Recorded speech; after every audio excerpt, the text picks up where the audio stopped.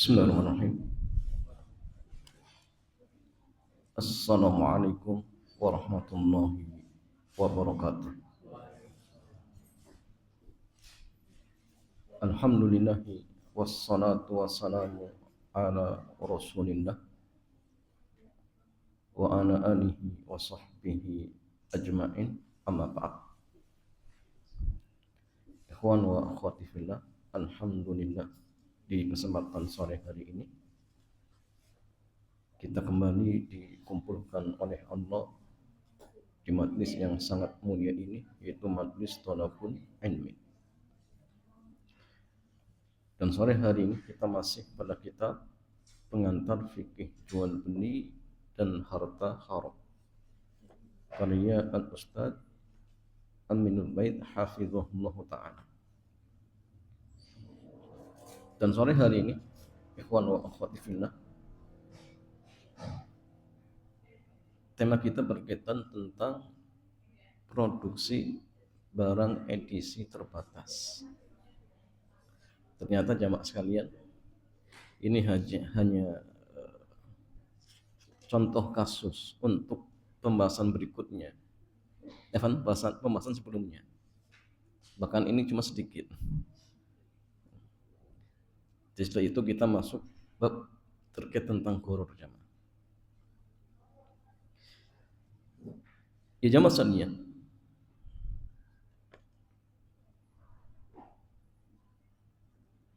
apa hukumnya ya, memproduksi barang tapi dengan edisi khusus dan dengan jumlah yang terbatas? Penulis kitab mengatakan boleh bagi perusahaan untuk membuat produk dengan edisi terbatas, tidak masalah. Dengan melarang pihak lain untuk menirunya atau mengkopi. Dikasih catatan, tidak boleh untuk misalkan mengkopi atau menyebarluaskan dan sebagainya misalkan. Itu tidak masalah. Dan ini bukan termasuk ikhtikar. Jadi ikhtikar itu menimbun ya. Karena ikhtikar itu dilarang pun nanti ada syarat-syaratnya. Ketika barang itu kebutuhan pokok, kemudian masyarakat sedang membutuhkan, kemudian ditimbun agar harga itu naik, maka hukumnya apa? Haram. Ya, tidak dibolehkan. Tapi kalau dalam kondisi barang melimpah, bahkan mungkin banyak orang yang tidak mau membeli misalkan, maka boleh, silahkan, tidak masalah. Karena ini dijual ketika harganya normal atau mungkin harganya agak naik, itu diperbolehkan. Meskipun kebijakannya menyebabkan barang langka, sehingga hukumnya diperbolehkan. Di antara alasannya, yang pertama, hak cipta terhadap barang ini merupakan properti murni milik perusahaan, ya. Sehingga dia berhak untuk memproduksi sesuai dengan jumlah yang dia inginkan, karena dia pemilik. Mau memproduksi hanya dengan jumlah mungkin 10, 20, ya boleh-boleh saja, ya. Beda kalau ikhtikar, ya, beda. Alasan yang kedua, barang yang diproduksi umumnya bukan kebutuhan umum. Umumnya seperti mobil-mobil mewah, ya. Misalkan BMW dengan merek sekian diproduksi hanya dengan jumlah sekian, dan yang berhak untuk memiliki pun ya hanya orang-orang khusus misalkan, ya sah-sah saja, ya tidak masalah. Dan yang seperti ini jamaah sekalian bukan termasuk ikhtikar, karena ikhtikar itu salah satu bentuk kezaliman kepada ya orang lain, dan ini bukan termasuk ikhtikar dan bukan termasuk bentuk kezaliman. Ini jamaah sekalian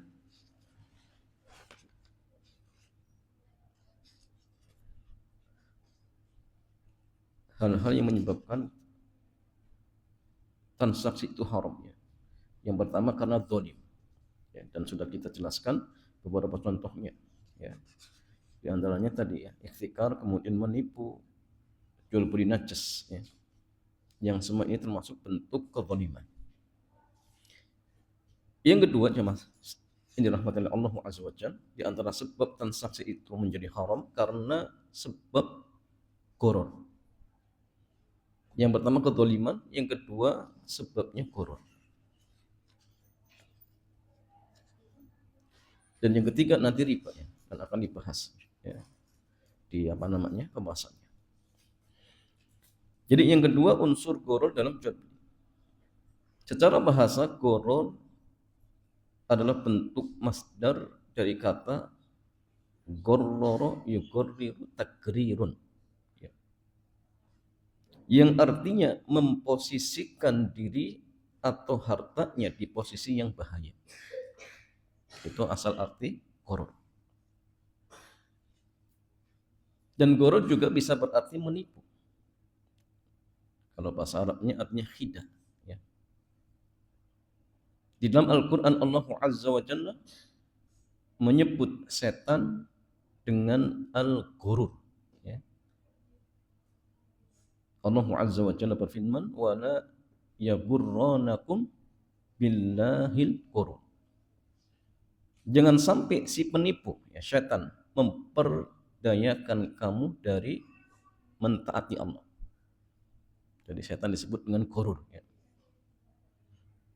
Demikian pula dalam ayat yang lain Allah Azza wa Jalla berfirman, wa kadzalika ja'alna likulli nabiyyin aduwwan syayatinal insi wal jinni yuhi ba'duhum ila ba'din zukhrufal qawli ghurura.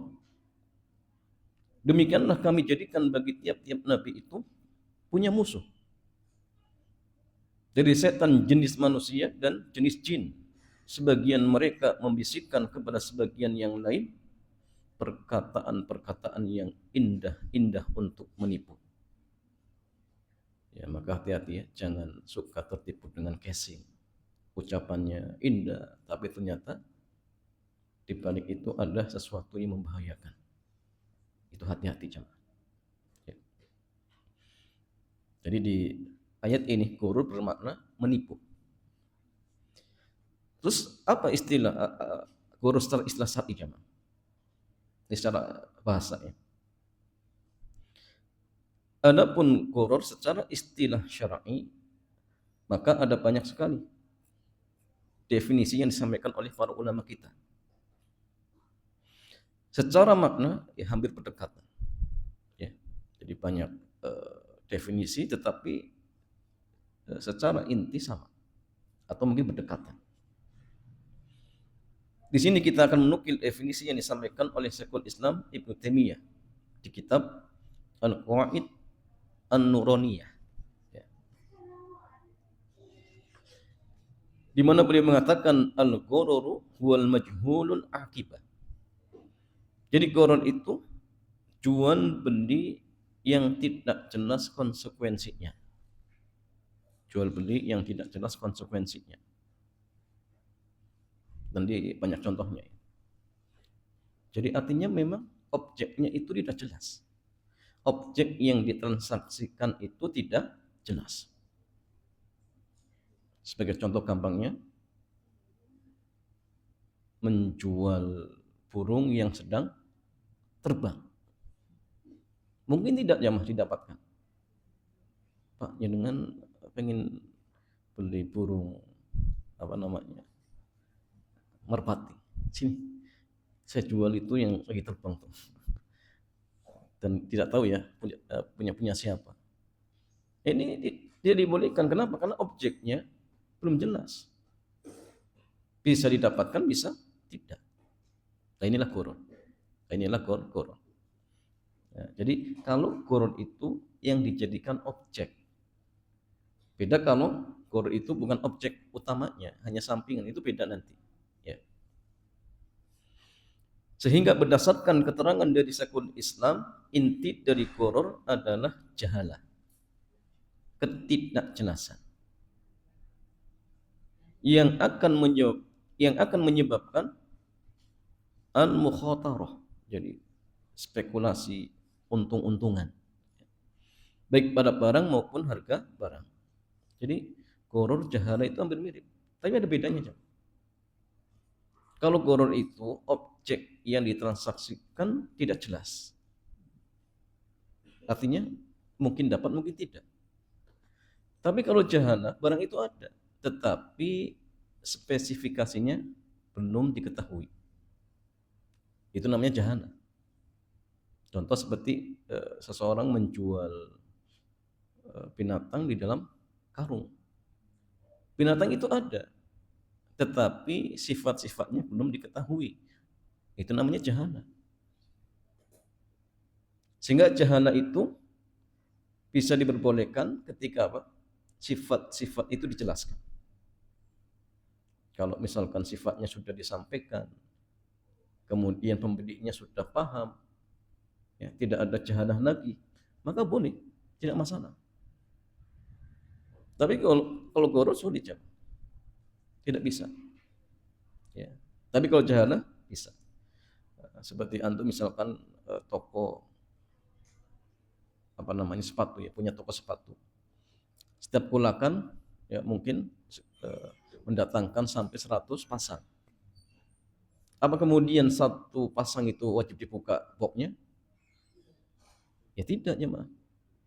Ya. Berarti gharar, bukan gharar, jahalah. Ya. Barangnya tidak dilihat. Tetapi jahalah ini bisa hilang ketika sifat-sifat itu disebutkan. Spesifikasinya disebutkan, warnanya hitam, kemudian ukurannya sekian, ya, mereknya ini misalkan.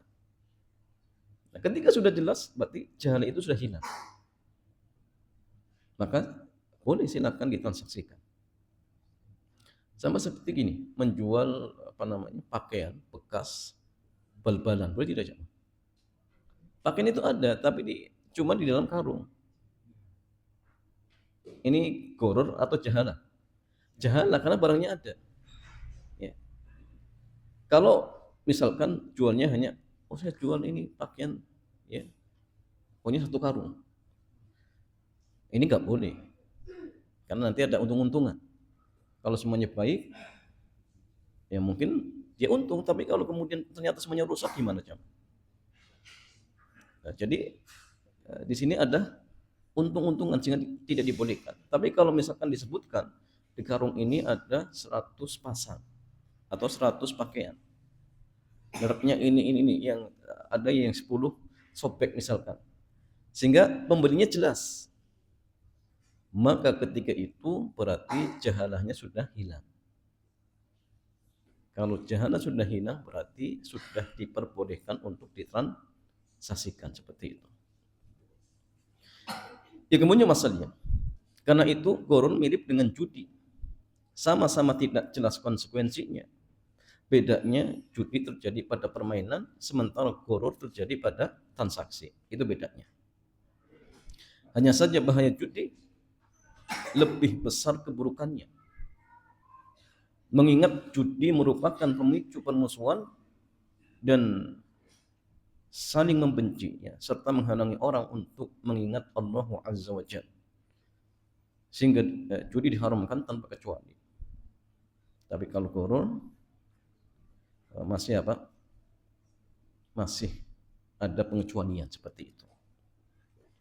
Allah Azza wa Jalla berfirman, Ya ayyuhalladzina amanu innamal khamru wal maisiru wal ansabu wal azlam rijsun min amali syaitan fajtanibuhu la'allakum tuflihun. Innama yuridu syaitanu ayyuqi'a bainakumul adawata wal baghdha'a fil khamri wal maisir wa yasuddakum an dzikrillahi wa 'anis salati fahal antum muntahun. Wahai orang-orang yang beriman,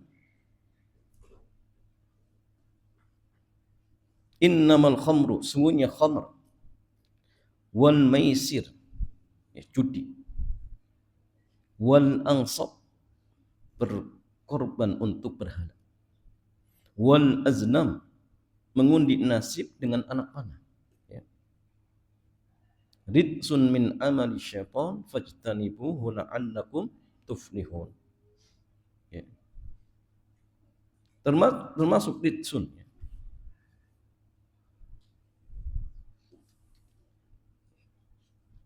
Dan termasuk perbuatan syaitan, maka jauhilah ia agar kalian menjadi orang-orang yang beruntung. Dan ini jamaah sekalian ayat terakhir ya yang turun terkait larangan khamar. Dan itu berkat doanya siapa? Umar. Dan sebabnya ketika itu karena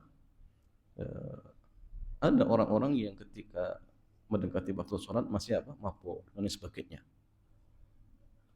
Sehingga akhirnya Umar berdoa, turunlah firman Allah yang mengatakan bahwa khamar itu pertama belum secara mutlak disebutkan ada manfaatnya, tapi ada juga bahayanya, dan bahayanya jauh lebih banyak. Nah, sehingga para sahabat tetap masih minum. Ya. Akhirnya Umar berdoa lagi, turun lagi firman Allah melarang khamar ketika sudah mendekati sholat. Artinya kalau masih jauh-jauh, ya berarti masih boleh. Contoh misalkan isya sampai subuh. Ya. Berarti kalau minumnya habis isya kan subuh masih jauh. Dan ternyata masih ada sahabat yang minum jemaah. Sehingga pas masuk waktu sholat, ada sahabat yang dikatakan dia berwudu dengan air kencingnya. Akhirnya Umar doa lagi, Allahumma bayyin lana bayanan syafiyah fil khamar. Ya Allah, jelaskanlah kepada kami dengan sejelas-jelasnya tentang perkara khamar. Turun ayat ini. Sehingga khamar secara mutlak haram. Qaliluhu wa kathiruhu haram. Sedikit banyaknya haram. Ya. Kalau zat khamrnya ada ya. Kalau zat khamrnya masih ada, sedikit tetap haram. Beda kalau misalkan gini, ada obat dicampur alkohol, tapi sangat sedikitnya. Kemudian zat alkohol ini hilang, melebur, terjadi istihalah. Ya. Istihalah itu perubahan. Pertanyaannya, ketika zat alkohol itu hilang, apa kemudian obat itu menjadi halal? Hal tidak jamaah. Kalau memang zatnya hilang menjadi halal, boleh. Tapi kalau masih ada, walaupun sedikit tetap haram. Qaliluhu wa kathiruhu haram. Tapi kalau benar-benar hilang, maka boleh. Ya. Karena kalau istihala itu berubah nanti hukumnya. Contoh seperti misalkan alkohol, kemudian terjadi fermentasi, berubah menjadi cuka. Ketika sudah berubah menjadi cuka, hukumnya ya cuka. Kalau dalam artian berubah dengan sendirinya, maka cuka ya halal. Tapi kalau sengaja, tidak boleh. Seperti itu. Ya. Ya ayyuhalladzina amanu, wahai orang-orang yang beriman. Ya jamaah sekalian, ikhwan wa akhwati fillah. Di sini Allah Azza wa Jalla memanggil dengan seruan wahai orang-orang yang beriman. Bukan ya ayyuhan nas. Ada bedanya tidak? Apa bedanya? Bedanya ya satu manusia, satu mukmin. Tapi gini, kalau Anda perhatikan ayat-ayat yang diawali dengan ya ayyuhalladzina amanu, maka biasanya setelah itu apa? Bisa perintah, bisa larangan, atau apa? Berita besar. Anda perhatikan. Ya. Seperti contohnya, ya ayyuhalladzina amanu, idza nudiya lis-salati min yaumil jum'ati fas'au ila dzikrillahi wa dzarul baik. Perintah salat. Ya. Dan masih banyak. Ya. Dan di sini jamaah sekalian, setelahnya larangan. Ya. Innamal khamru, sungguhnya khamr. Sehingga Abdullah bin Mas'ud mengatakan, idza sami'tallaha yaqulu ya ayyuhalladzina amanu fa'ar'iha sama'aka fa innahu khairun tu'maru bihi aw syarrun tunha anhu. Kata Abdullah bin Mas'ud, jika engkau mendengar Allah berfirman, wahai orang-orang yang beriman, maka pasanglah pendengaran. Perhatikan. Karena itu pasti akan berupa, setelah itu pasti akan berupa kebaikan yang diperintahkan atau keburukan yang dilarang. Itu biasanya. Ya. Innamal khamru, sesungguhnya khamar. Jadi inama ini adatul hasar, pembatasan. Sehingga ini bermakna bahwa khamar itu terbatasi, bahwa di dalamnya semuanya keburukan. Walaupun ya memang ada isi kebaikannya, tapi sangat sedikit. Dan itu tidak dianggap jemaah. Karena gini, sesuatu yang Allah haramkan, apakah pasti semuanya buruk? Belum tentu. Kadang ada kebaikannya, tetapi kebaikan yang ada pada hal yang haram tadi dibatalkan oleh syariat. Sehingga ada istilahnya apa? Maslahat yang muktabarah dan maslahat yang mulkoh. Maslahat yang teranggap itu ya muktabarah, tapi yang dibatalkan namanya mulkoh. Ya, seperti di khamar. Mungkin ada pegawai yang bekerja kemudian dapat gaji untuk nafkah anak istrinya, tetapi ini dibatalkan. Ya. Sama seperti misalkan gini, ada pemimpin wanita, apa kemudian setiap pemimpin wanita pasti buruk? Belum tentu. Kadang ada yang bagus, bisa memimpin, bahkan prestasinya kadang lebih baik daripada pemimpin yang laki-laki. Tapi apakah kemudian gara-gara ini pemimpin wanita lebih baik, sehingga ini menunjukkan bahwasanya pemimpin wanita dibolehkan? Ya tidak. Tetap walaupun ada maslahat, tapi maslahat ketika itu dibatalkan, tidak dianggap. Sehingga ya tetap saja yang namanya pemimpin kalau itu wanita maka tidak diperbolehkan. Tapi maksudnya ingat ya, pemimpin yang membawai apa? Masyarakat secara umum. Beda kalau lingkupnya khusus, itu boleh. Jadi yang lingkupnya umum itu dari apa presiden sampai RT itu umum, sehingga tidak boleh dipegang kecuali laki-laki. Tapi kalau lingkupnya khusus boleh. Contoh misalkan pemimpin perusahaan, boleh tidak perempuan ya? Ya boleh, dia punya peran sendiri, kok kemudian nggak boleh mimpin? Atau memimpin sekolahan, boleh tidak? Boleh. Ya, karena lingkupnya khusus. Tapi kalau sudah ya lingkup yang umum, maka tidak boleh dipimpin oleh perempuan, harus seorang laki-laki seperti itu.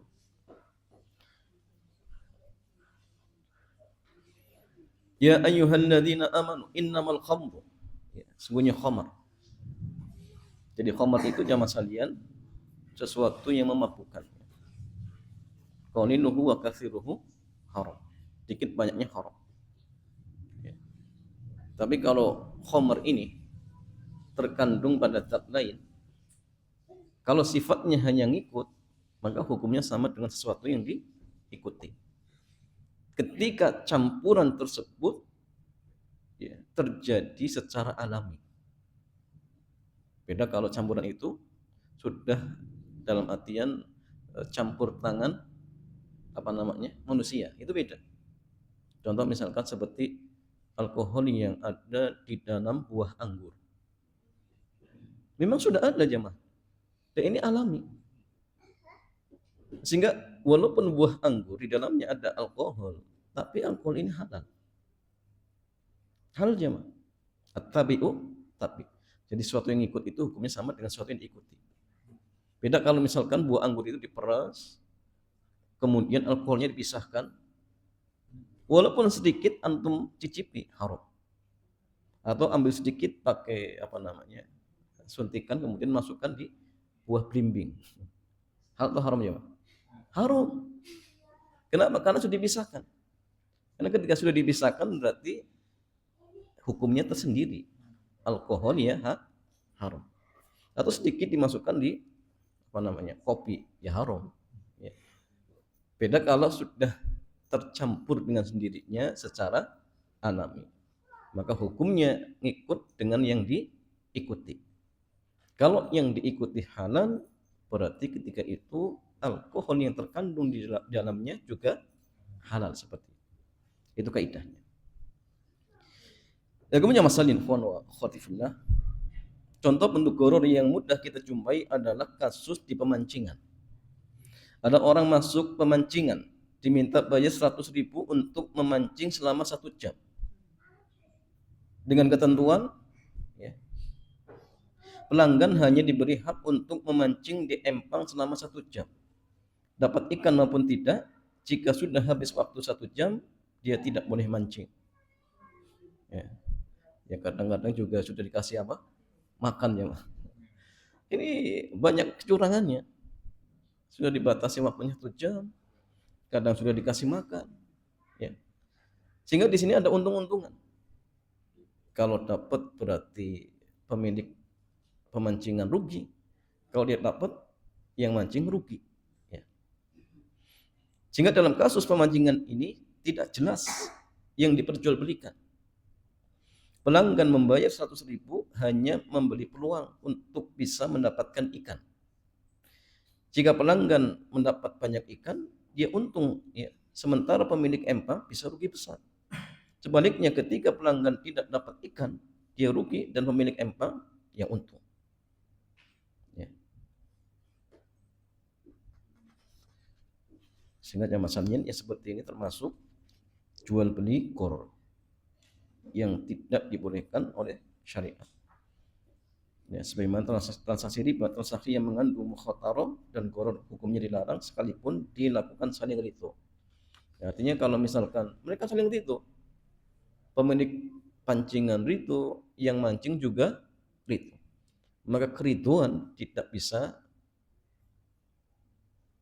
melegalkan atau menghalalkan yang haram jadi halal, itu nggak bisa. Zina itu haram.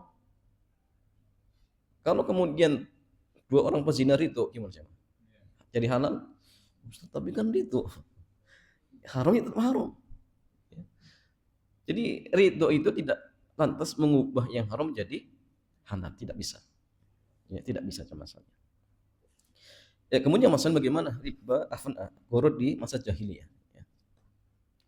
Masyarakat jahiliyah termasuk sangat kreatif dalam membuat transaksi goror. Ya, ada banyak goror untuk transaksi goror yang mereka praktikkan sehingga terdapat banyak hadis yang melarang aneka bentuk transaksi jahiliyah karena alasan goror.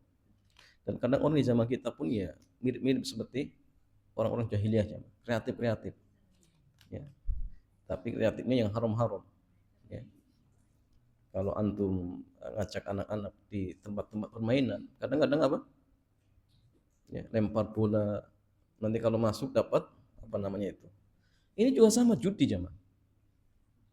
Ini ya, kreatif. Tapi kreatifnya niru-niru orang jahiliyah jamaah. Kalau antum sekarang itu masuk tempat seperti itu, kreatif jam. Itu banyak transaksi yang haram. Ya, banyak judinya, kemudian apa namanya? Mungkin juga riba dan sebagainya, coba. Ya kata menulis kitab, kita akan sebutkan beberapa hadis seputar goror. Dengan harapan kita bisa memahami makna goror secara lebih utuh. Yang pertama, larangan goror secara umum. Jadi Abu Hurairah radhiyallahu taala anhu, beliau mengatakan naha Rasulullah sallallahu alaihi wasallam an bai'il ghurur. Rasulullah sallallahu alaihi wasallam beliau melarang jual beli ghurur. Kemudian yang keduanya masalah jual beli sperma pejantan. Dari Ibnu Umar radhiyallahu taala anhuma, beliau mengatakan nahan Nabi sallallahu alaihi wasallam an asbil fahl. Nabi sallallahu alaihi wasallam melarang jual beli sperma hewan pejantan. Pada jual beli sperma hewan pejantan terjadi ketidakjelasan apakah nanti sperma ini bisa membuai ovum betina ataukah tidak. Artinya petani yang beli sperma pejantan, uang yang dia bayarkan digantikan dengan peluang kehamilan. Dan semua yang bersifat peluang pasti tidak jelas. Ya. Sehingga tidak boleh jual beli sperma pejantan. Terus bagaimana?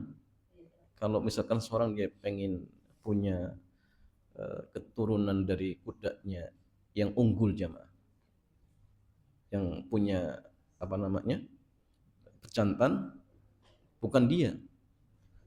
Terus bagaimana solusinya? Ya sudah, nyewa, bukan nyewa ya, apa bahasanya? Pinjemi, jam. Oh, tapi dipinjemi risikonya besar. Boleh kemudian sewa, boleh tidak? Nah, sewa jasa boleh tidak? Nah, ini bukan membeli spermanya, tetapi nyewa jasa, boleh tidak? Nah, jual beli jasa boleh tidak? Jual beli jasa boleh tidak? Boleh. Ya. Atau mungkin ongkos ganti tenaga, boleh tidak ya? Seperti contoh misalkan ketika ngambil sperma ini butuh sterilkan, ya. Sehingga dia minta ongkos untuk ini saja, spermanya gratis, cuma ongkos yang seperti ini minta untuk dibayar jasanya, boleh tidak? Boleh. Sama seperti ketika antum membutuhkan darah, dan darah ini ketika diambil jamaah, bukan baru diambil kemudian langsung dimasukkan, tapi banyak proses. Jadi ketika antum mengambil darah, diminta sejumlah uang. Maka uang ini dilihat. Kalau uang ini adalah uang untuk membeli darah, haram. Kenapa? Karena darah adalah barang yang tidak bisa diperjualbelikan. Nah, di antara jual beli yang agar sah itu, barang itu milik kita. Darah itu bukan milik kita, milik Allah. Jadi menjual sesuatu yang bukan miliknya haram. Seperti menjual ginjal itu kan nggak boleh, bukan milik kita. Ya. Sehingga kalau misalkan uang itu hanya untuk ganti tadi ongkos-ongkos untuk mensterilkan dan lain sebagainya, boleh. Tapi kalau uang itu dikatakan untuk membeli darah, haram. Makanya akad itu penting. Ya. Apa sih maksudnya ini? Oh, akadnya untuk mengganti ini. Oh, boleh. Oh, ini untuk beli darah, haram. Makanya dalam saat kita itu jamaah sekalian al-uqud mu'tabarah. Jadi akad-akad itu teranggap. Sehingga memperhatikan akad dari awal itu sangat penting karena bisa mempengaruhi apa? Sah dan tidaknya jual beli kita. Nah, sehingga harus paham tentang akad-akad ini jamaah. Nah, kemudian jamaah sekalian yang berikutnya jual beli habalul habalah. Dari Ibnu Umar radhiyallahu taala anhu, anna Rasulullah sallallahu alaihi wasallam naha an bai'i habalil habalah. Bahwasanya Rasulullah SAW melarang jual beli habalil habalah. Jual beli habalul habalah ada dua kemungkinan makna. Yang pertama, jual beli anak dari hewan yang masih di kandungan.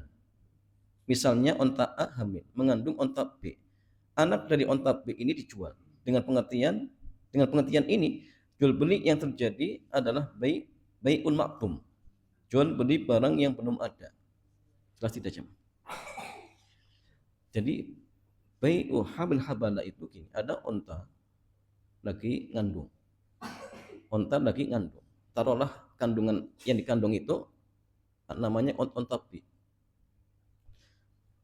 Jadi jual beli habil habala itu yang dijual yang mana jemaah? Anak yang mana? Anak yang B-nya? Bukan anak yang B. Calon yang akan dikandung oleh si janin. Jelas? Jelas tidak? Menjual janin B saja boleh tidak? Secara terpisah boleh tidak? Nggak boleh. Kalau terpisah nggak boleh. Tapi kalau beli induknya, kemudian B-nya ikut dihargai boleh. Tapi kalau dipisah, saya beli B saja, itu nggak boleh. Habul habalah itu bukan hanya B-nya dijual. Nanti anak yang kemudian akan dikandung oleh si B ini, itu yang dijual. Ya kalau nanti yang lahir B-nya jantan gimana coba? Kan repot. Atau pas lahir mati gimana? Ya. Jadi ini double lagi, bukan hanya janinnya yang sudah ada, tetapi calon yang nanti akan dikandung oleh janin. Nah ini kan lebih parah lagi. Ya, putuknya. Tapi mungkin tidak terjadi jamaah. Mungkin tidak. Mungkin. Kalau misalkan unta ini unta unggul, harganya satu unta 1 miliar. Kira-kira ketika seorang misalkan ditawari, nanti calon anak yang dikandung ini saya jual cuma harganya 10 juta. Kira-kira mau tidak ya? Mau, karena ini unta unggul. Ya. Tapi ini haram, tidak dibolehkan. Kenapa? Ya tadi jahal, goror. Ya. Nah, ini jelas-jelas goror, bukan jalan lagi, goror. Belum ada barangnya jamaah sekalian. Ya. Makanya jual beli inden juga penting. Peternak-peternak apa, burung, ya. Burung-burung apa, harganya mahal. Itu kadang-kadang di inden. Oh nanti ya kalau sudah. Nah, maka dilihat inden itu seperti apa. Ya. Bisa haram, bisa dibolehkan seperti itu. Yang kedua, jual beli dengan batas pembayaran ditentukan melalui lahirnya anak dari unta yang masih ada di kandungan. Berdasarkan pengertian ini, jual beli yang terjadi adalah jual beli sampai batas yang tidak jelas. Jadi gini, ada orang ingin beli rumah tapi kredit. Kemudian dikatakan, oh nanti batas kreditnya sampai unta ini lahir. Ini nggak boleh, jawab. Kenapa? Siapa yang tahu lahirnya sampai berapa bulan? Sehingga batas waktunya dianggap tidak jelas. Ya. Maka yang seperti ini tidak dibolehkan. Makanya penting ya kalau jual beli kredit, waktu itu harus jelas. Setahun, 2 tahun. Ya, harus jelas. Cicilan harus jelas ya. Sebulannya 100.000 harus. Kalau misalkan ini saya kreditkan ke jenengan, batasnya 2 tahun, tapi silakan cicilnya bebas. Ini nggak boleh, haram. Harus ditentukan tiap bulannya berapa. Perkara kemudian pas 1 bulan tidak bisa bayar, kemudian dikasih toleransi, ya sudahlah, nanti bulan depan saja bayar, itu tidak masalah. Tapi dari awal harus ditentukan cicilan tiap bulannya berapa, kemudian selama berapa tahun, itu harus jelas. Kalau utang piutang ini karena akad jual beli, beda kalau utang piutang biasa, antum utang ke teman antum, kemudian kata teman antum, jenengan nanti bayarnya bebas, tidak masalah, karena ini utang piutang murni, bukan jual beli jamaah. Tapi kalau jual beli harus jelas seperti itu. Ya jamaah sekalian, Ibnu Umar mengatakan, kana rajulu yabta'ul jazur ila an tijannaqah thumma tijallati batnuha. Kata beliau bahwa di zaman jahiliyah orang jual unta sampai unta bunting melahirkan anaknya, kemudian anak ini melahirkan anaknya. Ini namanya apa? Gurur ya.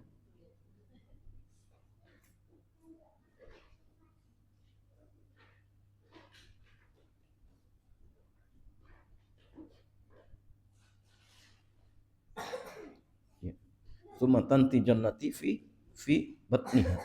Fi batniha. Ya, kemudian masalah ikhwan wa akhwati fillah. Yang keempat, munabadah dan mulamasa. Jadi ini jual beli dengan cara apa? Dilempar dan dipegang. Ya, misalkan ada penjual apa? Pakaian. Lempar ke siapa? Nanti yang kena, oh itu yang beli. Ya. Mau barangnya dia suka tidak suka, sudah kena dia harus beli. Atau dia pinjaman mata tapi sambil memegang. Apapun yang disentuh itu beli. Ini juga tidak dibolehkan. Ya. Tapi ini pernah terjadi jam. Kemudian baik al-hasah ya. Jual beli dengan kerikil. Ini modelnya apa? Dilempar. Nah, jamaah kita seperti apa jam? Ya. Kalau dipermainkan banyak. Terus lempar kemudian kena. Oh dapat hadiah. Ini mirip seperti ini. Ya. Cuma dimodifikasi. Ya. Itu nggak boleh jamaah. Kemudian jual beli ijon. Ya. Jual beli ijon. Jadi jual beli buah-buahan dalam kondisi ijon. Itu nggak boleh.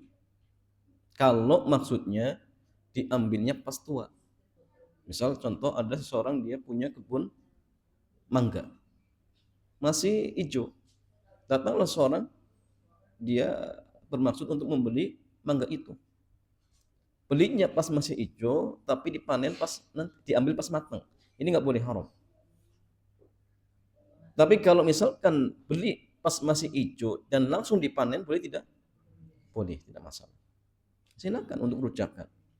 Tapi kalau diambil nanti ketika sudah matang maka tidak dibolehkan. Ya. Dan di antara alasannya, jadi Anas bin Malik radhiyallahu taala anhu beliau mengatakan, "Anna Rasulullah sallallahu alaihi wasallam naha an bai'ith thimar hatta tuzhiya." Faqila lahu wa ma tuzhi? Qala hatta tahmarra. Faqala araita idza mana'a Allahu thamara bima yakhudhu ahadukum mala akhi. Bahwa Rasulullah Shallallahu Alaihi Wasallam melarang menjual buah sampai layak untuk dipanen. Beliau ditanya, apa tanda kelayakan dipanen? Maka beliau menjawab, sampai memerah. Lalu beliau bersabda, bagaimana menurut kalian jika Allah mentakdirkan buahnya tidak bisa diambil, gagal panen? Bagaimana bisa ya, penjual mengambil harta temannya? Ya, jadi artinya kalau misalkan sudah terjadi akad, uang diambil, ya, kemudian buahnya diambil ketika sudah matang. Ternyata 1 bulan terjadi apa? Angin kencang, semuanya jatuh. Uang sudah diambil. Dengan alasan apa dia mengambil? Ya, uang saudaranya. Sedangkan buahnya sudah tidak ada. Nah, sehingga dari sinilah Rasulullah melarang, tidak boleh. Kecuali kalau langsung diambil ya silakan, tidak masalah.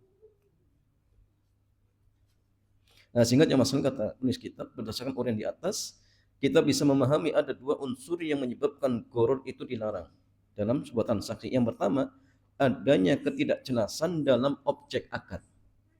Pembeli hanya mendapat peluang, yang itu bisa terjadi dan bisa tidak terjadi.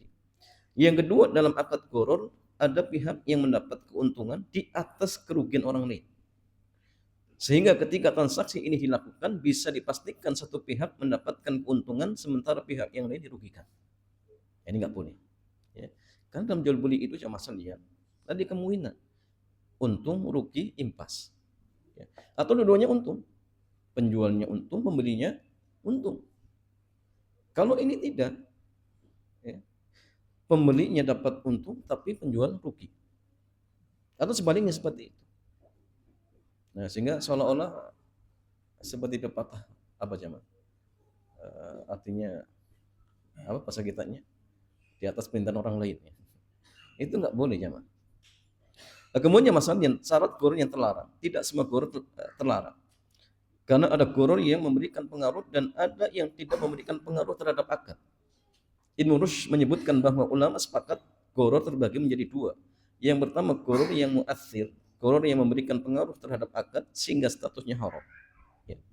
Yang kedua gharar ghairu mu'athir, gharar yang tidak memberikan pengaruh terhadap akad sehingga keberadaan gharar tidak diperhitungkan. Gharar ini sering disebut gharar yang ditolerir, ya, atau muktafar. Ya. Kemudian ada 4 keadaan di mana gharar bisa memberikan pengaruh terhadap akad. Yang pertama, nilainya besar dan memungkinkan untuk dihindari. Jadi kalau ghararnya besar dan mungkin untuk dihindari, maka ketika ada gharar ini, maka akadnya jadi tidak sah. Al-Imam Ibnu Qayyim menjelaskan, wal ghararu idza kana yasiran aw la yumkinu al-ikhtirasu minhu lam yakun mani'an min sihhatil aqdi bihilafil katsir alladhi yumkinu al-ikhtirasu minhu. Gharar jika hanya sedikit atau tidak mungkin dihindari, tidak mempengaruhi keabsahan jual beli. Beda dengan gharar yang besar dan memungkinkan untuk dihindari. Ya. Jadi dilihat ya, kalau ghararnya besar, ya, kemudian mungkin untuk dihindari, kok kemudian dibiarkan, maka bisa menyebabkan akadnya tidak sah. Kemudian Al-Qarafi menyebutkan, al-gharar wal jahalah ay fil bai'i salah satu aqsam.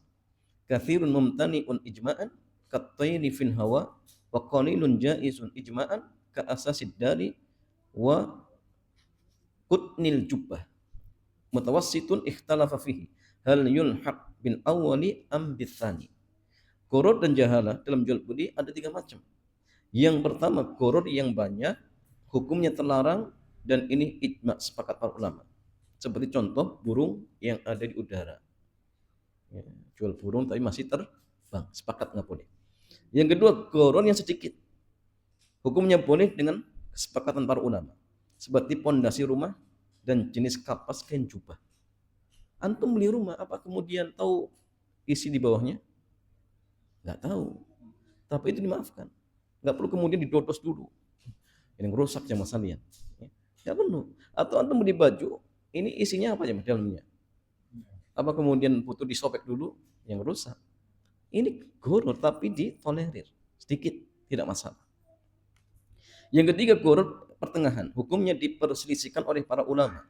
Apakah dimasukkan ke yang pertama atau yang kedua? hilang ya, hilaf ya para ulama. Nah, kemudian masalah batasan goror itu dianggap banyak. Batasan goror kecil dan besar bukan kembali kepada nilai untung rugi transaksinya, tapi kembali kepada berapa dominan keberadaan goror itu dalam transaksi. Abdul Walid Al-Baji, ulama Malikiyah menjelaskan, al-ghurul katsir huwa ma ghalaba 'alal aqdi hatta asbahal aqdu yusafu bihi. Guru yang banyak adalah guru yang mendominasi akad sehingga akad ini dikenali dengan ketidakjelasan. Jadi artinya apa? Mendominasi sehingga ketika akad ini dilakukan pasti orang mengatakan ini nggak jelas. Ini jelas berarti guru yang tidak boleh. Yang kedua menjadi tujuan utama transaksi. Ya. Jika guru bukan tujuan utama dalam transaksi, namun hanya mengikuti, ya, hukumnya dibolehkan ya. Dan ini seperti kaidah yang mengatakan at-tabi'u fil wujudi tabi'un fil hukmi. Sesuatu yang keberadaannya hanya sebagai pengikut, maka status hukumnya juga hanya sebagai pengikut.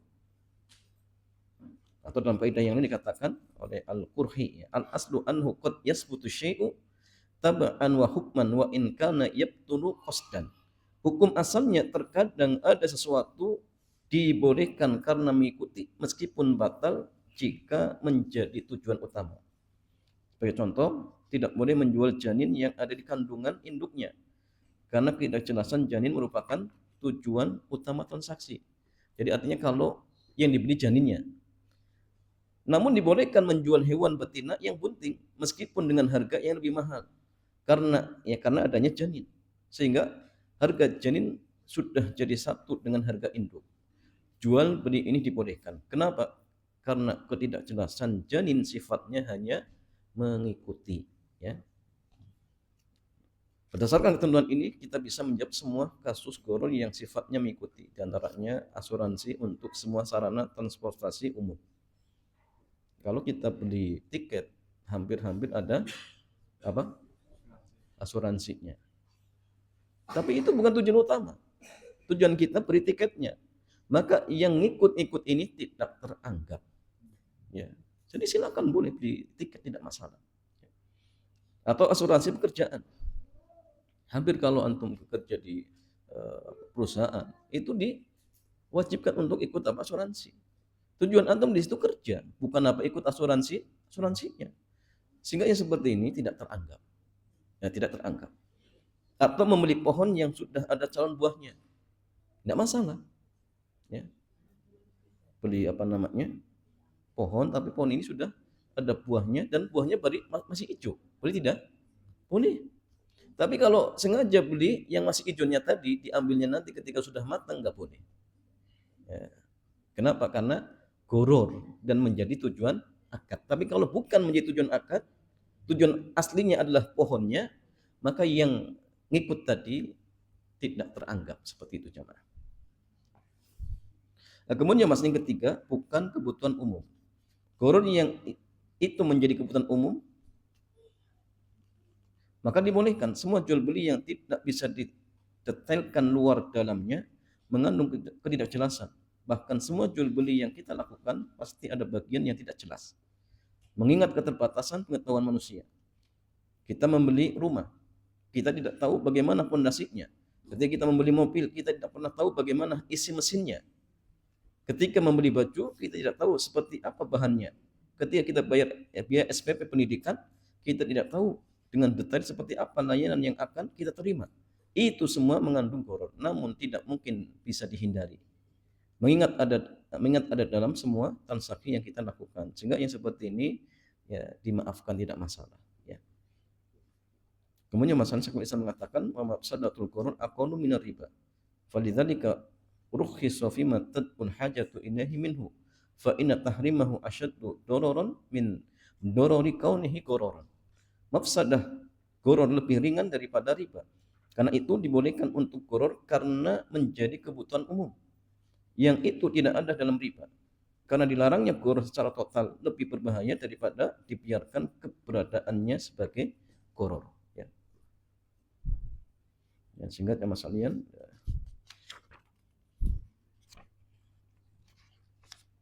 sebenarnya ini masih sedikit.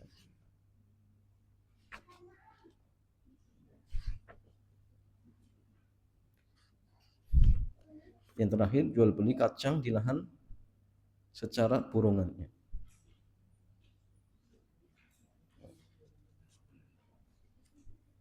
Ini kasus yang ke-18 ya. Bagaimana hukum jual beli dengan cara purungan untuk kentang, kacang atau ubi yang masih ada di tanah? Ada perbedaan pendapat di kalangan para ulama dalam masalah ini.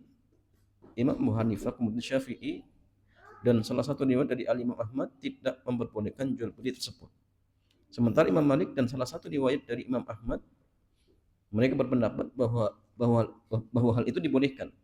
Pendapat inilah yang dikuatkan oleh Syekhul Islam Ibnu Taimiyah dan murid beliau Al-Imam Ibnu Qayyim. Pertimbangan mereka ketika membolehkan hal tersebut karena transaksi ini sangat dibutuhkan masyarakat, dan kedua ya, mereka bisa memprediksi berdasarkan sampel yang ada. Jadi artinya gini, satu memang dibutuhkan masyarakat, yang kedua ditaksir, ya, tidak masalah, karena ada orang-orang yang ahli taksir, ya. Walaupun mungkin ya kita tidak tahu ketika misalkan kacang itu belum dicabut, ya. Tapi orang-orang yang berpengalaman dia paham, ya. Nah, sehingga memang ada pendapat, tapi ada ulama yang membolehkan, ya, karena ya alasan tadi ya. Nah, sehingga untuk kita bagaimana sama sekalian? Nah, ikut pendapat yang mana? Wallahu a'lam jamaah sekalian. Untuk di zaman kita sepertinya dengan ikut pendapat yang kedua ini lebih lebih memudahkan seperti itu, ya. Tapi kalau misalkan antum belinya ketika sudah dipanen, maka itu jauh lebih baik, ya. Kalau khawatir rugi, ya. Karena kalau ditebas ternyata kentangnya semua kena hama, kita nggak tahu. Nah, sehingga rugi besar. Tetapi kalau misalkan dalam artian sudah berpengalaman, misalkan bulan-bulan sekarang kebanyakan panennya berhasil misalkan, dan itu sudah berpengalaman terbukti, ya silakan, tidak masalah. Tapi kalau takut ya terjadi kerugian, ya lebih baik belinya ketika sudah dipanen oleh pemiliknya, seperti itu. Wallahu ta'ala a'lam bishawab. Demikian jamaah sekalian, mudah-mudahan bermanfaat. Sebelum ditutup, barangkali ada pertanyaan, dipersilahkan.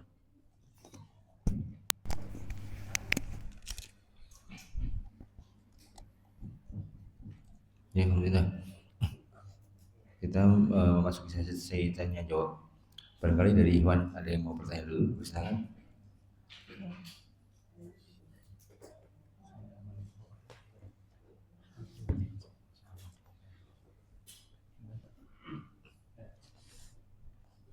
Sebelum ini ada kami bacakan pertanyaan dari WA.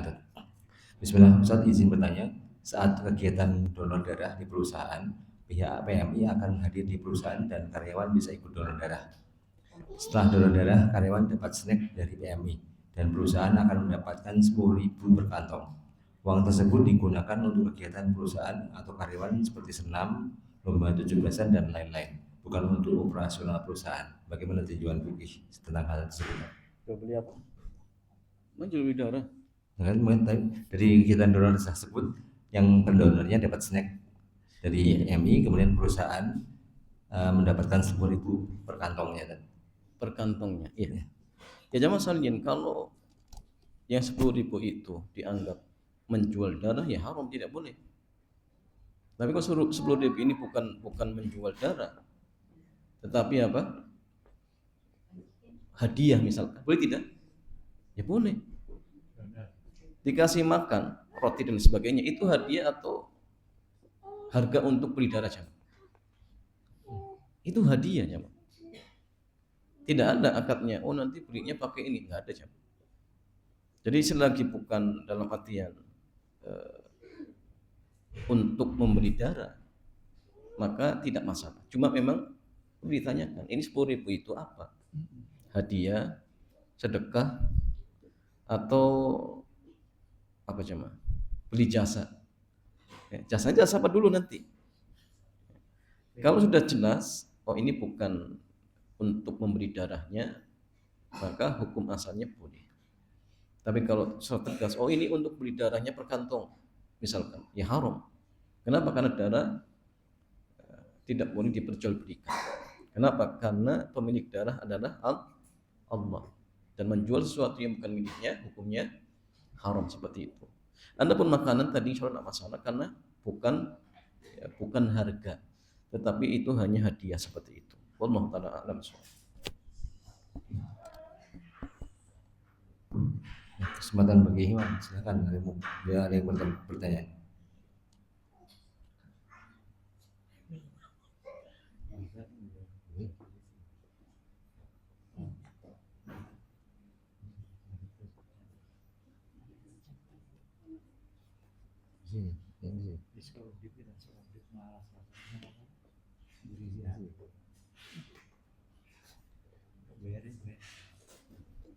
Lagi.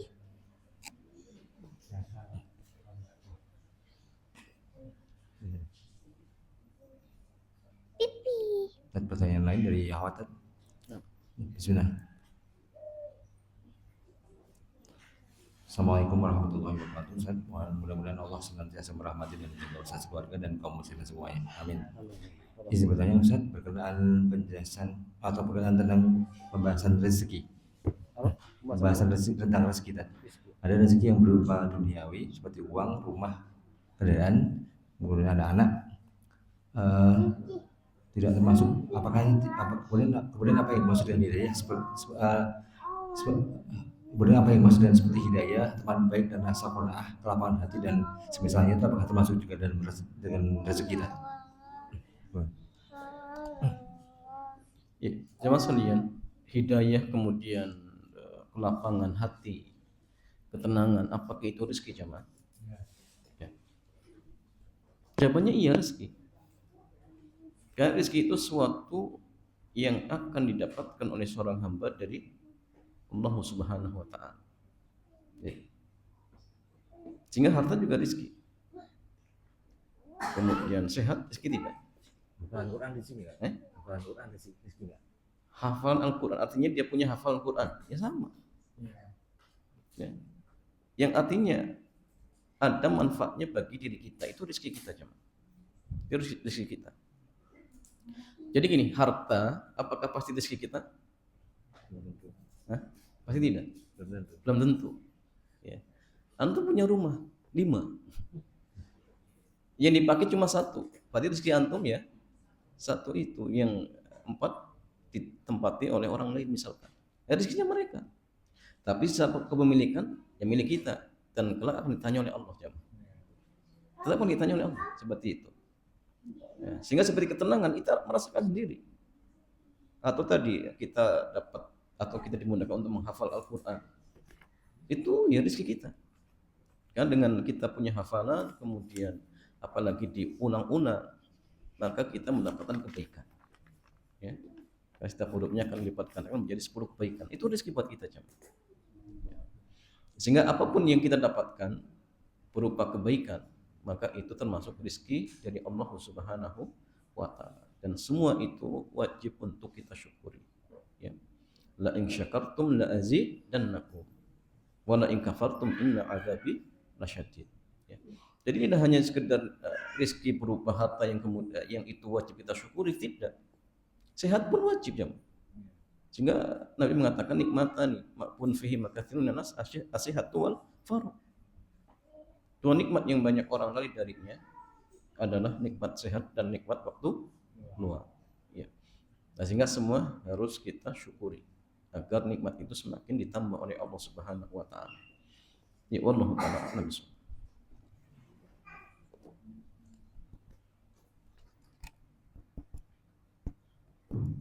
Pertanyaan lain silahkan dari Iwan